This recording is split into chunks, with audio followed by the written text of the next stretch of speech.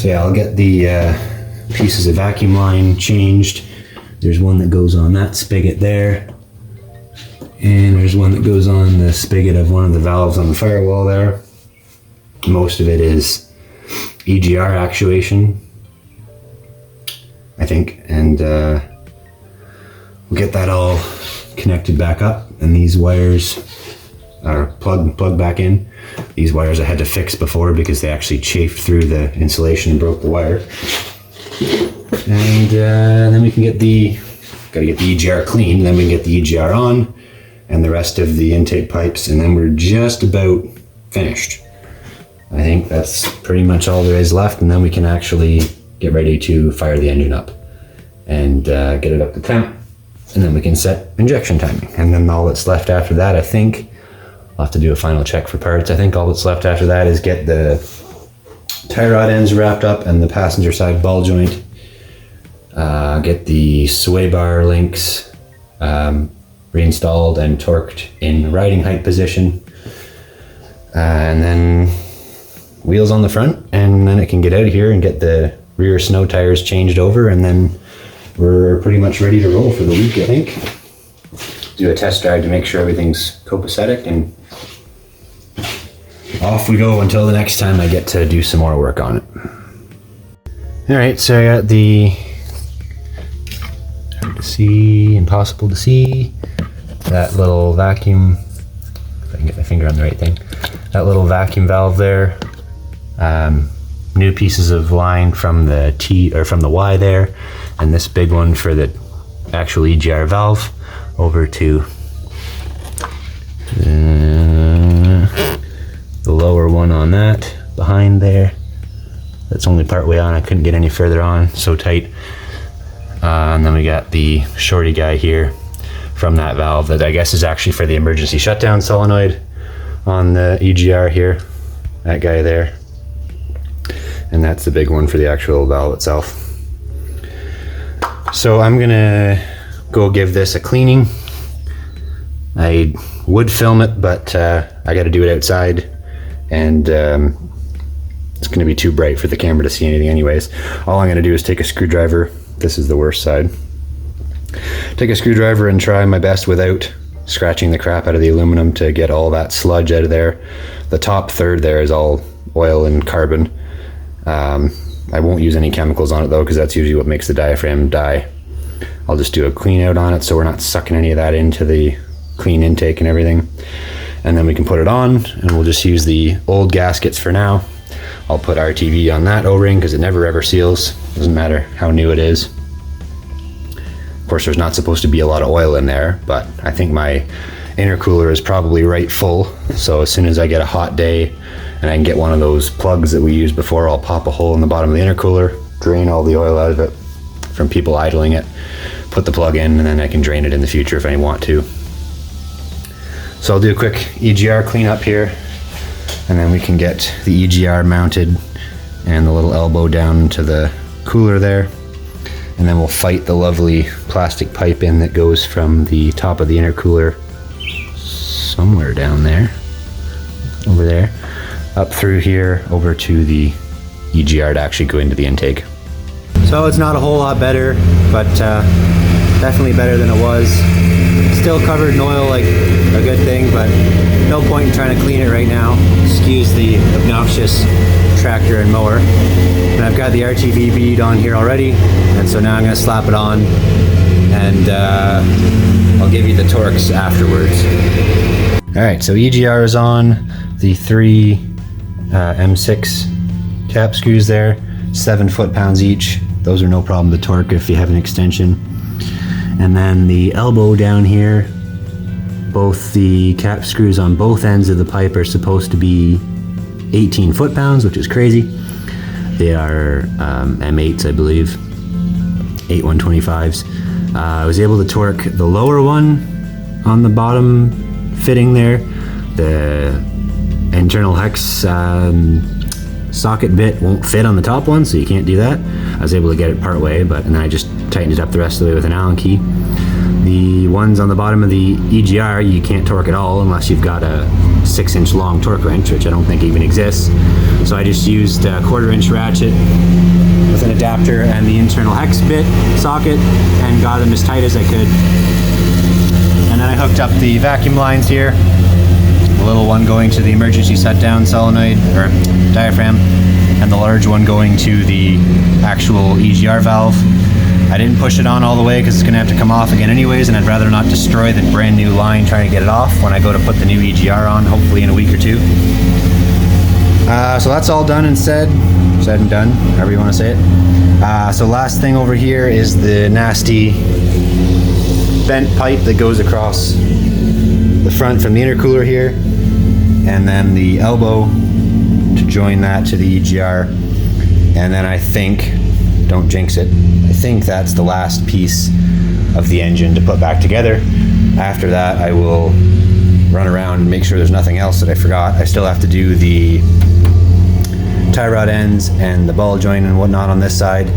So once I've got all the intake piping done, then I'll go down and do that to give all the RTV a little more time to cure. And then we should be ready to fire the engine, maybe? I think we're getting close though. I'm running out of parts, which is the goal. Those are the old timing belt idlers and tensioner. We're getting there. All right, I think we're actually ready to prime the turbo and then start it up and see what happens. I was going to try and find a fuse to pull for the injection pump, but instead I think I'm just going to take the wire off, a little nut right there, so that the fuel is shut off, so it won't put any into the cylinders and try and start itself. And then crank it for some number of seconds, maybe 30 seconds is what was suggested, but that's maybe a little long. We'll see. The oil pressure light will probably go out right away anyway, so we'll give it 10-20 seconds maybe to try and prime the turbo a bit before we start it, and then we'll see what happens. All right, so I've taken the wire off so that hopefully we don't have any fuel being sent to the cylinders, and hopefully there's no fuel in the cylinder, so there shouldn't be. And whether we have enough battery or not, I don't know. We're gonna find out. I'm gonna try cranking it for 20 seconds maybe, I don't know. It won't let me crank with the clutch down though.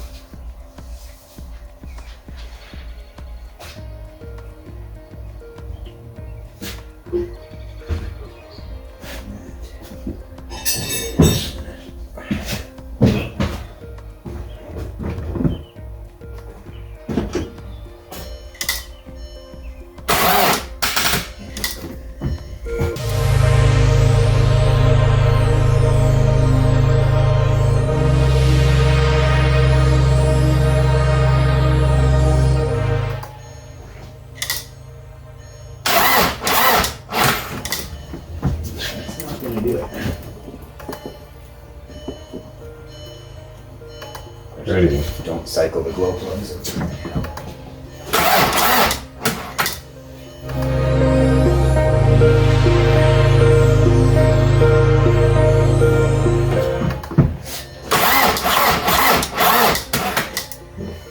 More guns. Grab everything. This is it up. Right up. Haven't used it. Wow.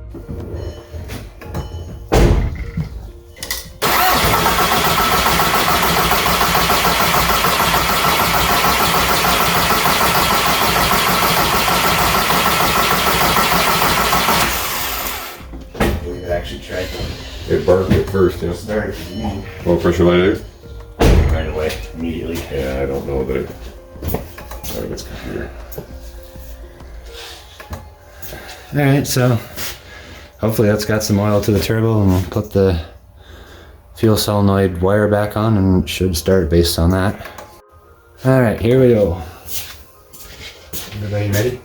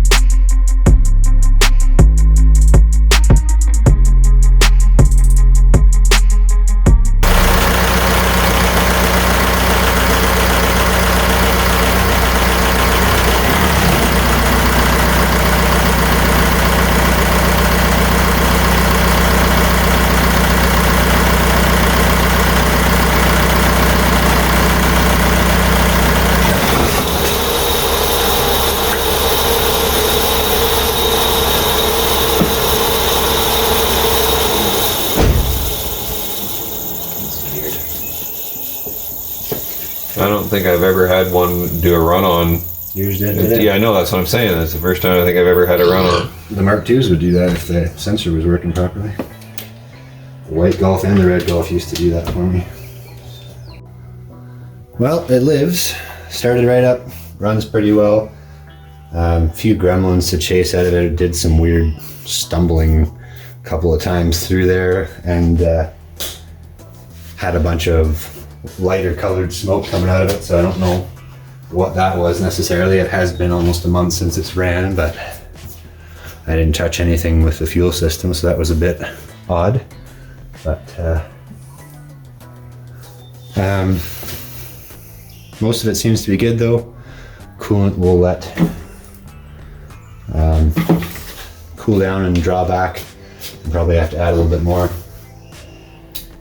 And then, so next time I come to it, hopefully I'll get back midweek, get the camshaft break-in done first thing, which I just checked again that you got to run it at, probably get it warm first, and then run it at 1800 to 2000 RPM for like 18 to 20 minutes. The idea being to harden the camshaft before it gets worked hard. So hot engine, no load, 2000 RPM or whatever, to do some hardening on it.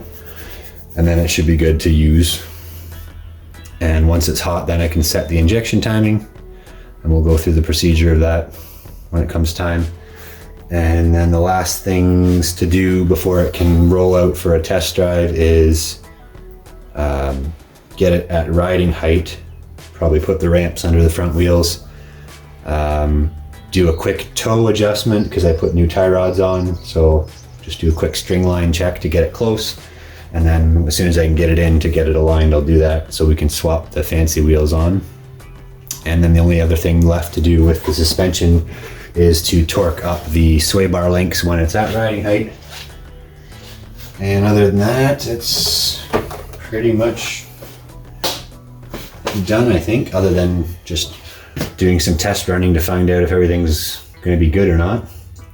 We got a lot of things that are different, more things at once than I wanted there to be, but it makes sense to do kind of all at once.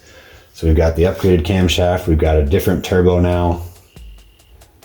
We've got the new belt, of course, so that's a fairly normal thing. We got new tie rods, so the steering is going to be all different, and I've disturbed it, so there's lots of things to kind of firm up before I go driving it 2 hours to get back to school without having done any testing. So that's the plan. Hopefully, I was hoping to have it finished up to be able to take with me today, but not worth the risk of either something breaking down or it overheating or something, because it hasn't been tested long enough yet. So we won't push our luck and hopefully get it finished up and get it out of here. And then I'll talk about it more when the time comes, but I think in order to do the stage 2 tune and get the full 145 horsepower out of it, I'm going to have to upgrade the injectors, which is fine, just more money that I wasn't wanting to spend right now, so I'll have to wait and see what happens with that. But as soon as we know that the turbo is working properly and everything looks to be okay, engine health wise, then I can start doing a little more serious researching into getting the tune done. So that's all for now, and we will pick this up again in a couple days hopefully and get it wrapped up and roll it out of here. Alright, so we are back on the Jetta here, hopefully for the final day. Just a few things left to wrap up here today. I wasn't planning on this, but the new EGR actually came 2 days ago, I think. So we might as well go ahead and slap this on now. That way I know that we got a fresh, clean one, and it's got a proper shutdown butterfly in it. So this is a